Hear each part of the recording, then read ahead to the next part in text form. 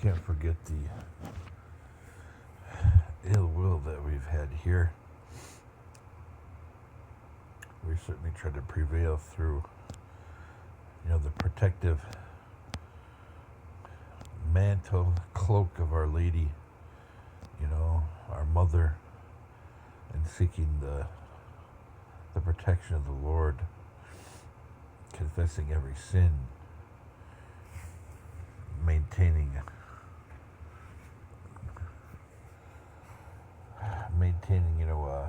a humble heart.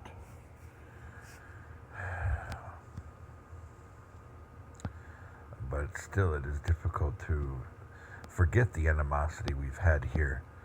Medical providers ignoring our medical care or delaying. Going to the VA, you deal less with providers now, and you deal more with call center employees. You got your AMSAs, your MSAs, and all kinds of names they give themselves. Instead of dealing with people actually trained in medicine, it's just the way it is. At least at this VA. And some of them like to retaliate too. But dealing with housing complexes that protect various kinds of predators and troublemakers and instigators, and preferential about race.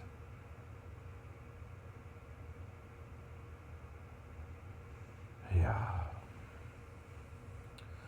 And then you got the people that directly wish us ill will. So far, you could say one thing, despite people living around us, the only people that have lived around us for 8 years are African Americans. I mean, only.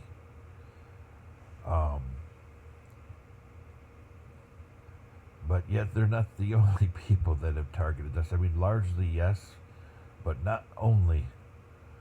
When we were in Bay City a month ago, a lady tried to cut in front of me, almost causing her to broadside my car, which would have been my daughter, would have been sitting there. And she actually, this was coming off of Liberty, or is it Liberty Bridge or Independence Bridge? I forget. I think it's Independence Bridge, where it merges to go into M13. Or is it M15? No, it's M13, yeah. M15 is River Road. So it's M13, and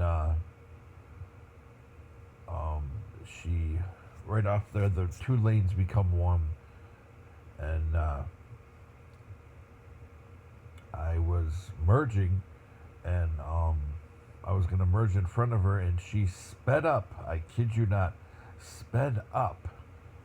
And when she sped up, if I had to take an evasive action and turn, move my car to the left, she would have broadsided with her car and sideswipe. And being as I was moving in and she was moving in as well, she would have broadsided me, but she would have also put the front end of her driver's side of her car, would have went into the firewall of my passenger side, and it would have probably killed my daughter.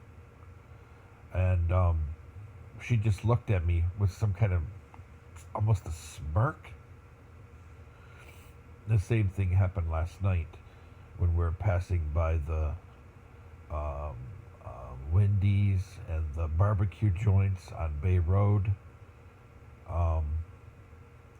And she pulled out right in front of us. Here, I'm only going 10 miles an hour because we have a flat tire. And I'm trying to, extend the life of the gel that I put in there for the fix-a-flat. So I'm going very slow, very carefully.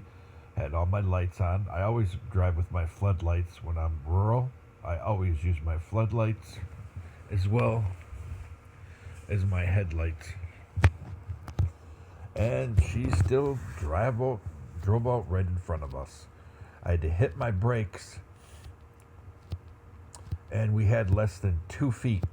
She thought it was funny, but I laid rubber down on the highway, and by the time I came to a complete stop, we had about 2 feet between the tip of our radiator and her driver's side door. And she looked at me and she laughed. She actually laughed. We have that. These very sick individuals, very sick. I don't know what they're a part of, some Hebrew Israelite, QAnon, some kind of, anti-veteran thing. I don't know. Me Too, Time's Up, whatever, no Israel go. I mean, whatever, insert, your movement or whatever, your group that targets people. It's not the first time. Then we have the guy in the van coming down, I don't even know what road that is. East Road? I don't even know. You're going down to Shiawassee Refuge, Ferguson Swamp. I don't even know what road that is. I think it's East Road, but I could be wrong. But, and then the van that tried to intimidate me, almost drive us off the road. Thinks he's cool. He put bumper to bumper in the rear. His cargo van was literally, his front bumper, was right at the edge next to my rear bumper. He thought he's cool. And then he comes up and he drives right next to me. And I show him with my arm how easy it is for me to do something, and how he probably shouldn't be driving next to me like that. And he finds it funny.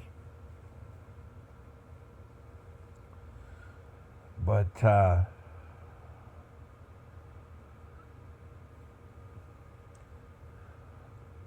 so much. And then the animals that we feed, either someone tries to kill them or they disappear. We feed neighborhood animals. It's well known that wherever I live, I do animal rescue. I've done it on multiple places: the Middle East, Southeast Asia, the Pacific, down south, deep south, U.S., the Midwest. I've done animal rescue in many places. And if I, have funds, either in an account to do it or just out of my pocket, try to help people feed their pets. Not everybody. Generally, it's just like within our neighborhood. If I see pets that are really skinny and really friendly, and it looks like they're housed, but maybe the people aren't feeding them. We experienced that a lot of animal rescue. Some people just don't like to feed their animals, so we feed them if we can. I've always had nonprofits for like 20 years. Some of them, are virtual. Everything is not put down on paper. Others is actually put down on paper. I've been making nonprofits for different stuff for like 20 years. But whether I have funding or not. But so we feed some of these animals, and some of them have we found them to be with life-threatening injuries. Others have disappeared. So this is just more of that same targeting. And we can't forget how everywhere we live, people surround us with really bad people. Everywhere we live. It's not seeing the best from Michigan communities, from Michigan families. We're seeing the worst. And it's just part and parcel for what's happening to us. People trying to harm us. I can't forget, as I've said in other videos, in 2017, when I was working at the call center, after coming back from abroad, it was my stepmother's idea. She said, "Oh, you don't have any job history, blah, blah, blah." I'm like, look, my education background and my job history is there. Anyway, it's just her attitude. But and I mean, it was fine. It was a good thing. I learned a lot working there. But when I would come home, many times people would try to, intimidate me or force me off the road or bully me on the Zilwaukee Bridge. That happened more than once. And, she didn't find it a big deal. She found it funny. But, unsaved. I said that in another video. She's unsaved. And I can't judge somebody's salvation, but when people do evil on purpose, I can't say that somebody has Christ in their heart. However somebody approaches him, Catholic, Orthodox, Baptist, through tarrying and laying on of hands, or through, the sinner's prayer in front of the altar. I mean, there's different ways. But in Orthodoxy and Catholicism, for us, it's all the above. Every time we approach for the Eucharist, we welcome it into our heart once again. And we bow at the altar during liturgy. And we receive the Holy Spirit and the laying on of hands every time we go to a confession. So for us, it's all the above. And, every person, as they approach with fear and awe that Holy Eucharist, they recommit their lives to Christ, or they should be. But anyway, however somebody does that, if you're sincere, you're incapable of doing evil. You're incapable of being a part of it. It's just, you can't. We all have that general calling to sainthood.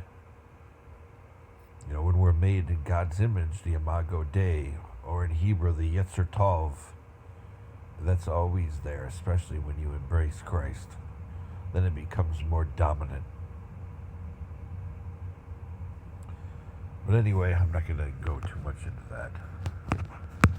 But I will say that, people have wished a lot of ill towards us. A lot of ill. I don't know why. I only know there's a lot of veterans in different parts of Michigan that are being targeted. That's a concern. A lot of veterans.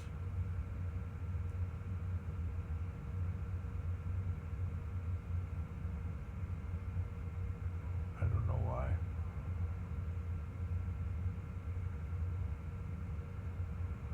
But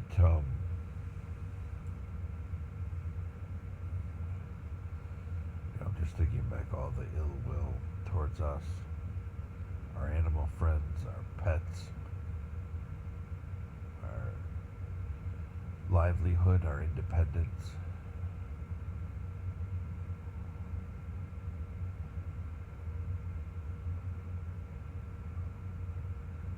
Yeah, so I hesitate to tell people to come to Michigan at all.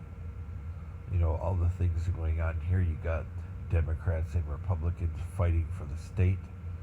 Then you've got the extreme left of Antifa, Black Lives Matter. Insert your cause that goes to the radical left.